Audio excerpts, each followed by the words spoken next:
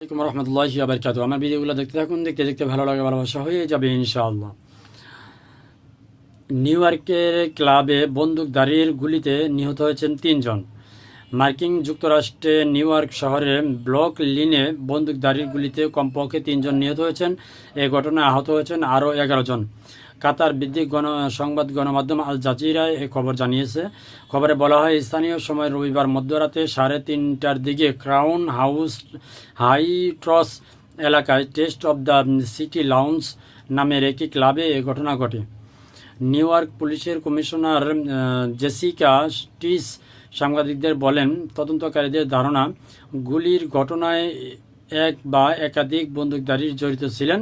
এতে একাধিক অস্ত্র ব্যবহার করা হয়েছে। ক্রাউন হাইটস এলাকায় একটি বিবাদের পর এ ঘটনা ঘটে বলে জানিয়েছে তিনি।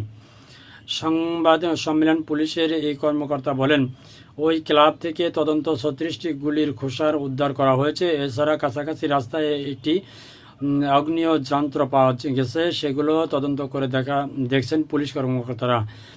আহতরা ব্যক্তিদের মধ্যে 8 জন পুরুষ ও 3 জন নারী। তাদের হাসপাতালে ভর্তি করা হয়েছে। এমন সময় এই গুলির ঘটনায় ঘটল যখন চলতি বছর নিউ ইয়র্ক সরকার রেকর্ড পরিমাণ কম বন্দুক ব্যবহার করে সহিংসতা হয়েছে।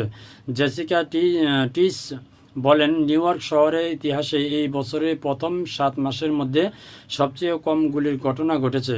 এর মধ্যে এমন ঘটনা ঘটল, ঘটনাটি ভয়াবহ। তবে আমরা তদন্ত করব এবং যা ঘটেছে তার মূল পর্যন্ত যাব। সূত্র হচ্ছে আল জাজিরা। আল্লাহ তাআলা সবাইকে হেফাজত করুক। ধন্যবাদ সবাইকে। আসসালামু আলাইকুম রহমতুল্লাহি ওয়া বারাকাতুহু।